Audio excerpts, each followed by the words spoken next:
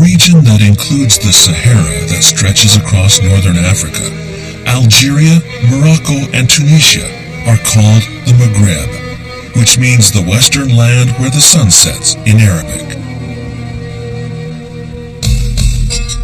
Facing the Mediterranean, with fertile land and abundant water, the Maghreb prospered as a base of trade from early times.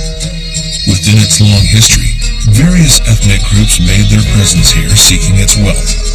Its history of conflict and struggle between powers is embodied in its World Heritage sites. Tunisia is located on the eastern end of the Maghreb. It's a Muslim country where Arabic is spoken as its official language.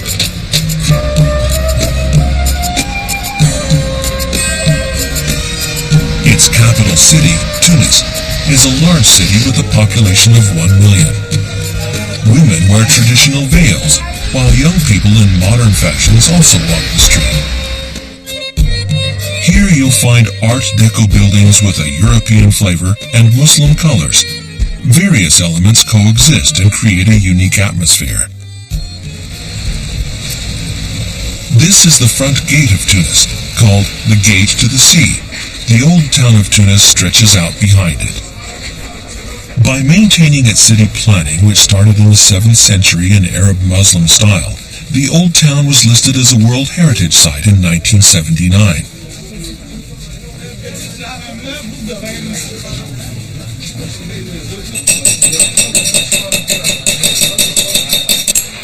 This is a large market, locally called a souk.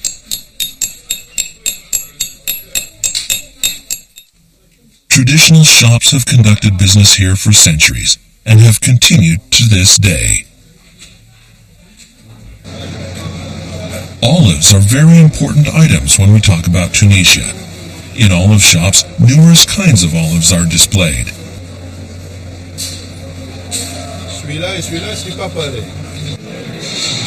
This is a hat shop. This man is making men's traditional Muslim hats, called sheisha. In early days, they were very important symbols of social status for Tunisian men. All sheishas are custom made for better fit. Olive oil is essential to complete the hats. Rubbing a hat well with the oil gives the felt flexibility and its unique shine. Pour sauver les cheveux du châssis. How much he cares about olive oil shows the sheisha maker's skill.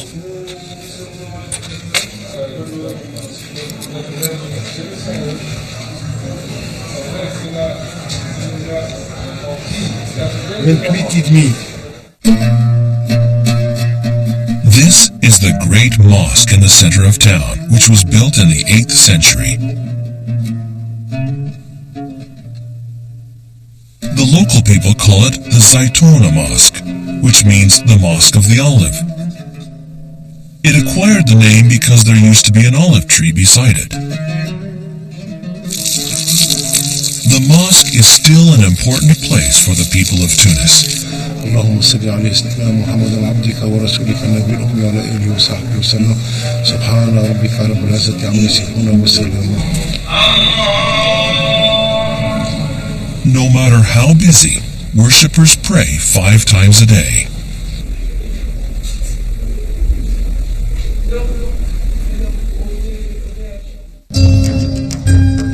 In Tunisia, olives have a history of over 2,500 years. This is an olive field in suburban Tunis. November to March are the busiest months of harvesting olives.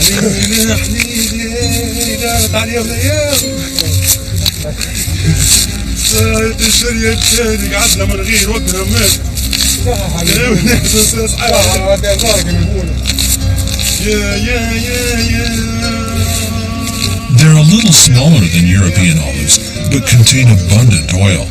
They are harvested for use as luxury olive oil in Italy and France.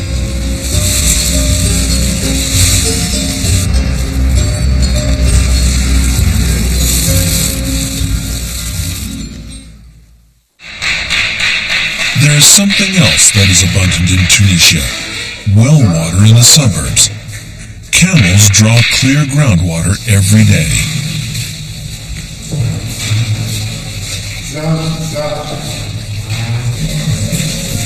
Vast amounts of water were sealed underground in ancient times.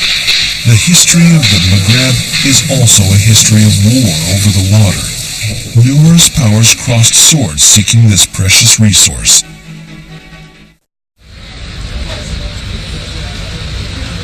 Another World Heritage Site, Kairouan, was the first Muslim town in Maghreb. It's also one of the 4 largest sacred Muslim lands. This is the oldest and largest mosque in northern Africa, the Great Mosque.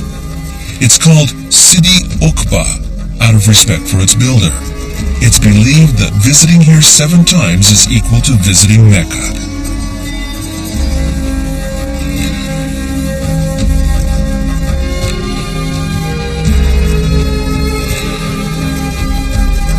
Beautifully shaped columns stand in its prayer hall.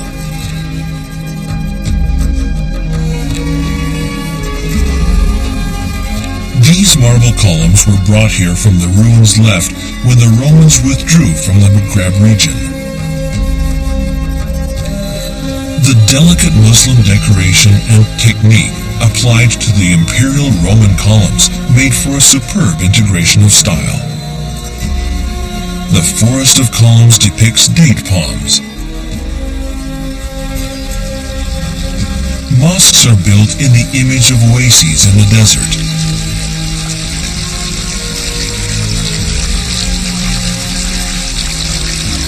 Duplicating oases with ample amounts of precious water, Muslim people created the image of a fertile paradise. Because of its richness, various ethnic groups made their way into this vast land and intermingled. The dry desert of the Sahara dominates over half of it now, but it was once covered with water and greenery. Sidi Niger in Algeria is a World Heritage Site that perpetuates the memories of the old times. Here, mysterious rock paintings drawn by the natives of the Maghreb remain.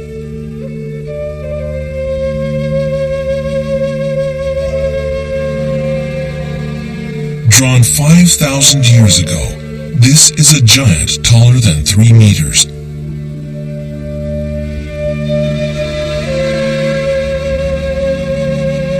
People raise their hands towards the giant. It's believed that it's a drawing of a grand figure of God.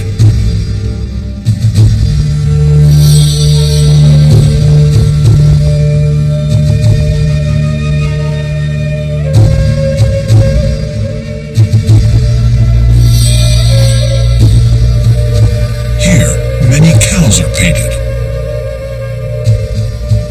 Some are on leashes, which shows the domestication of livestock.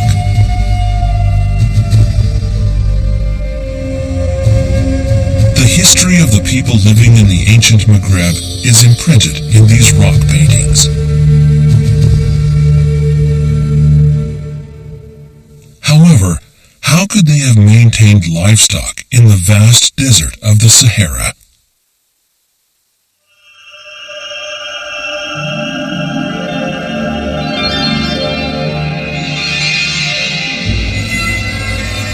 One drawing that might solve that mystery remains.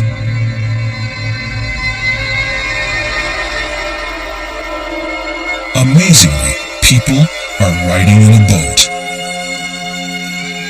Here, people are even swimming.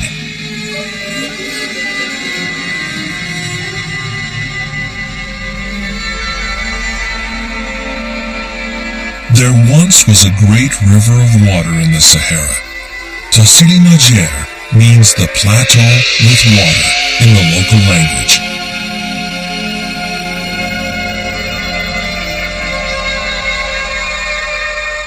"6,000 years ago, ample grassland stretched over the Sahara.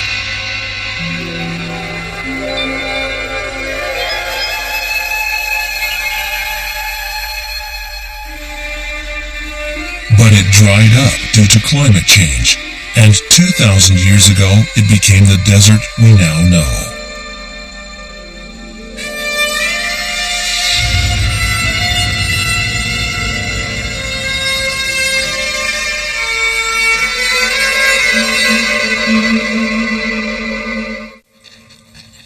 Conquering powers were not the only ones that intersected the great land of the Maghreb. From ancient times, groups of merchants called caravans connected the Mediterranean coast to Central Africa by crossing the Sahara, at the same time connecting various goods and cultures. There is a place that shows the landscape of those ancient times. Morocco is on the west end of the Maghreb, and this is Imlshil, a staging post in the Atlas Mountains that divide the country north and south.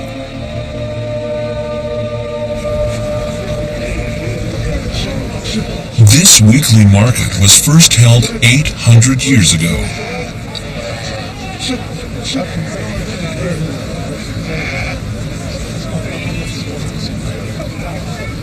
Most of the goods that are gathered here from adjacent villages are commodities such as sheep, wheat, and salt.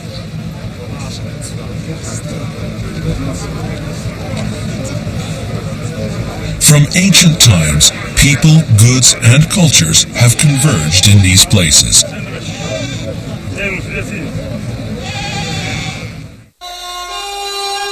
Along the route of the caravans are thousands of red, sandy, castle-like dwellings known as kasbahs. They were built by the Berbers, the indigenous people of the Maghreb.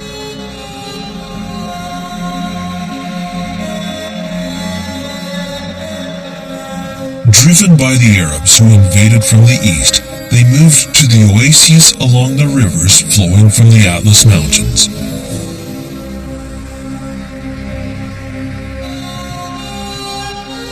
A World Heritage Site, Ait Ben Hadoum, is a ksar, a large group of kasbahs, which is said to be the most beautiful of its kind.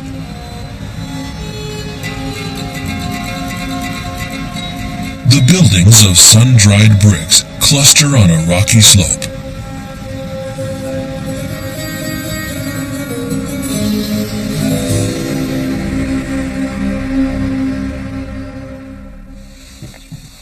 Here, 7 families currently live. One of the members, Hamadi El Hussein, repairs a wall. As thick as 50 centimeters, the sun-dried brick walls of the kasbah keep the inside cool and comfortable, even when the temperature outside climbs higher than 40 degrees Celsius. The people in the caravans used to stay in the kasbahs at night. تيدوزو حيت تيدورو الكرفان تيجيبو السلعة للناس وتيبيعو عليهم. تيجيبو هما السكر، تيجيبو الكتان، تيجيبو النقرة، تيجيبو الملحة، تيجيبو بزاف ديال المسائل. الناس اللي سكنوا عندهم هما السمان، اللوز، العسل، الزرع، القمح والنقرة، وتيتصرفوا معاهم، تيعطيوهم هما داكشي اللي عندهم، تيعطيوهم هما السلعة.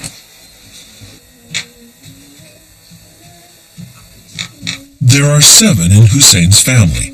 The 2 working on the textile are his wife Rashida and his daughter Fuzia. Weaving carpets is an important job for women. Carpet designs that vary among families are passed on from mothers to their daughters over generations.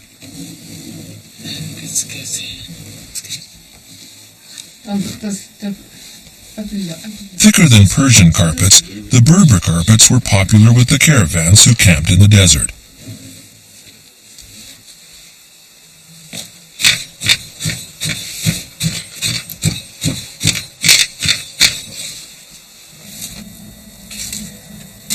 Kasbahs have no electricity or running water. People have continued this original lifestyle from the earliest of times when their kasbahs were first built. Rashida is making the Berbers' traditional bread.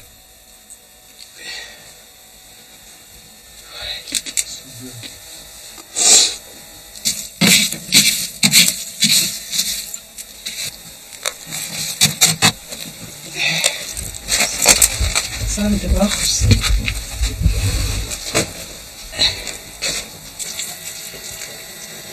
Berbers are known as gourmets.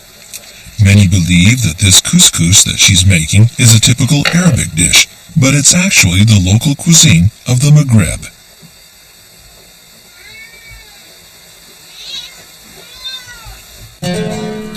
At its peak, 40 households lived in this village, but many residents left for more convenient lifestyles. If not maintained and repaired in this severe climate, Kasbahs are reduced to ruins within 20 years.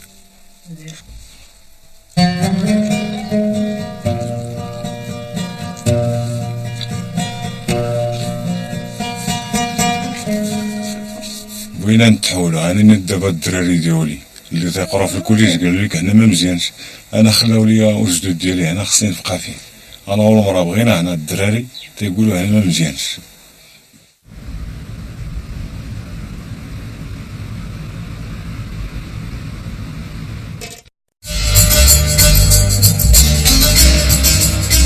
After staying overnight in the Kasbahs, caravans headed for the other side of the Atlas Mountains and the largest oasis city in Morocco, Marrakesh.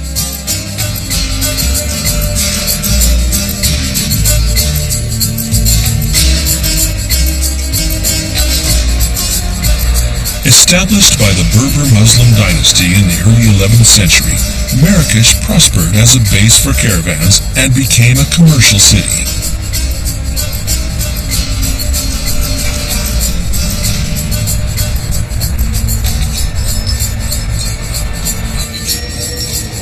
"20-kilometer city walls surround the old town of Marrakesh as a World Heritage Site.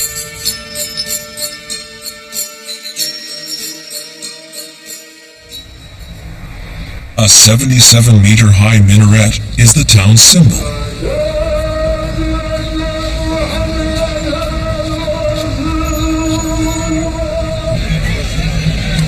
Jama El Fna Square stretches out widely in the center of the old town.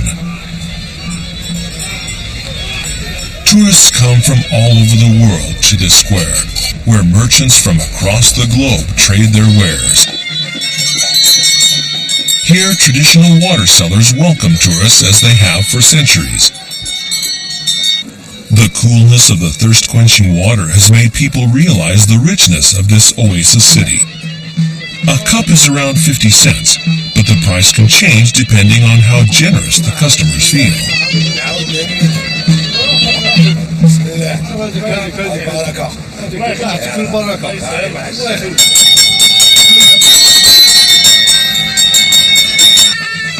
Somewhere along the line, people began to show off their talents. 25 types of street performances are performed here. Following the rules of the square, all skills have been passed on from parents to their children over hundreds of years. The markets, or souks, were developed around the square where the goods brought by caravans were sold.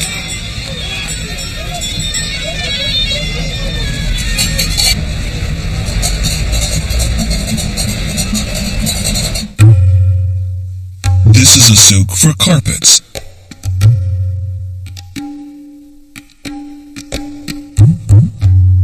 The vibrant reds and other colors attract attention. The Berber carpets that the women of the Kasbahs weave are brought here to Marrakesh.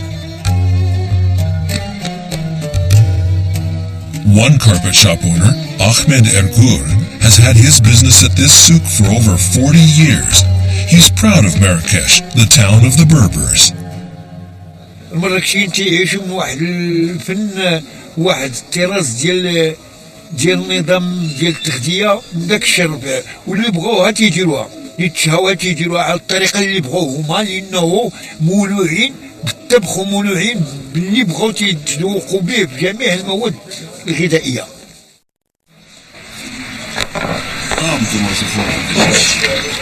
This is a traditional woodworking artisan. He carves a piece of wood by rotating it with a stick in his hand and using a knife he holds between his toes.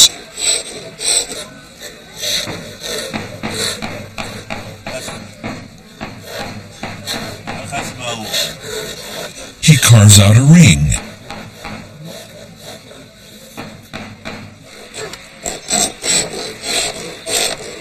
Traditional skills have been handed down over generations in the souks of Marrakesh.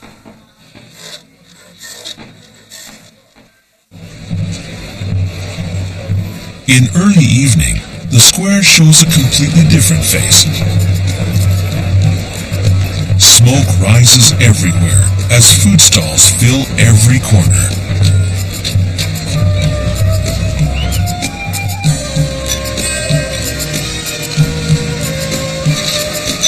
This is an escargot stall.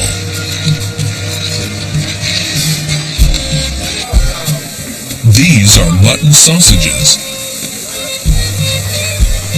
There's an array of Arabic dishes.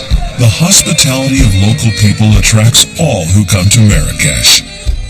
مراكش ما بقاتش فيه العموم ديال هذوك الناس اللي تيكونوا بحالهم. انت الا دارها ما تعطيهش الصبغه ديال مراكشيه الان. ما الا دارها هو تيتسمى غير بحال خلق واحد نو ما عرفوش هذوك اللي كاينين دروك تيقول لك هذا يلاه دار هذا المسافه جديد لانهم ما كانوش تعيشوا من هذاك الزمان. The city with a history of 900 years. The red sunset illuminates this energetic city where every day is a carnival. Various ethnic groups and cultures have intermingled in the vast land of the Maghreb. Centuries of skills and traditions have intertwined, creating new culture and energy as a result. These activities, engraved in the World Heritage Sites, are alive and flourishing and are being passed on to future generations.